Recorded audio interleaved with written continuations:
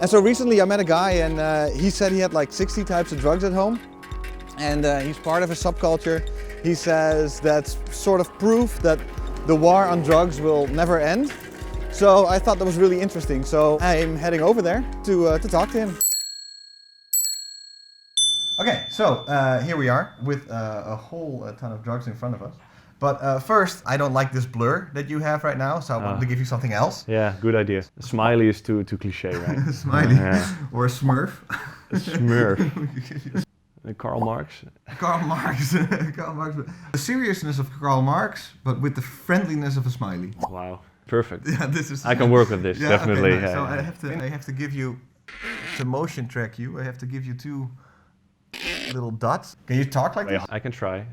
Yeah? It seems to work. Yeah. So I wanted to talk to you because this. Yeah. Because of this. Yeah. What is this? This is a hobby that got out of control a bit, but a hobby. Yeah, we have MDMA, hashish, and this is dexamphetamine. This is like salvia, kratom, LSD analogs, like LSD, 1P LSD, ethyl LAD, DPT, dipropyltryptamine, Ritalin. But these are some really old school capsules. This is amphetamine. For ACO DMT, which is more like mushrooms. It's a collection. It's a collection, yeah. It's a collection. Because I don't know. You can't even finish it all. No, I'm still behind. This is gonna take me a lot of years to try it all properly. But a lot of people would then say like, oh, but so you're clearly a junkie. I'm interested in their effects, so to speak. These are tools, I don't know, for let's call it mind exploration or I don't know, pharmaceutical interests, like, wow, what does this compound do? I can be happy without them, but like I said, it's a tool, it's a hobby. These substances have blinded you for the fact that you are actually unhappy on the inside. Wow. Going on holiday is actually a nice example. I mean, it costs a lot of money. There's some risk involved. I mean, you're flying by plane, you're going to an unknown country, diseases.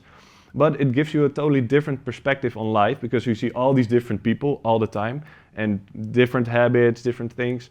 That we consider a good thing. We consider it a good thing that people travel. Let's focus on the psychedelics here. I mean, for example, an LSD analog, it really helps you see all things in a different perspective without even leaving your house.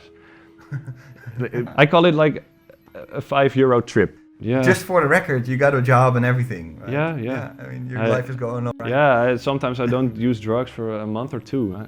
Yeah. It happens. Yeah. But that's also because I know still in your house. I know I can deal with it, otherwise I wouldn't have this. I don't consider myself a dealer that much. I do sell or give to friends, of course. Do you make a profit? No.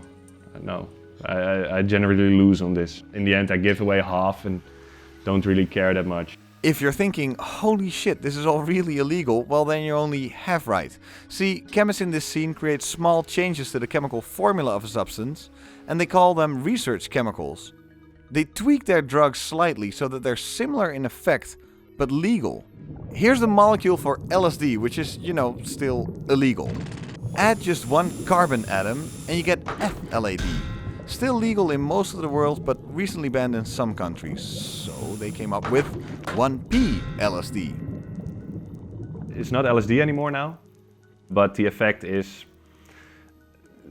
sort of identical. It's not really, in a blind test you can't differentiate. If you would take this to, let's say, the UK, for example.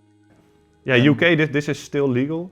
As far as I know, I think they're going to ban it in a couple of months. Oh, they're going to ban it in a couple of months. Yeah. Maybe when UK is also really ahead, as far as I know. Yeah. So now that 1P LSD is banned, here's the latest child in the LSD family, 1P FLAD.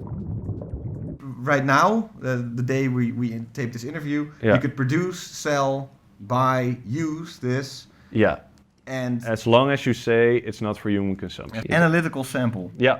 This product has not been approved for human consumption. Which is true because there hasn't been any research to this compound. This says laboratory region only. Laboratory region only. So that means it's a total charade. This is marketing, of course. This is the way they can sell it. For example, methoxetamine, ketamine analog. It was really popular, but right now it's made illegal. Now already 3 or 4 analogs They popped up on the internet. Most of the things you can buy in regular web shops. This is not even darknet stuff. Now it is, but it wasn't. It's just a web shop.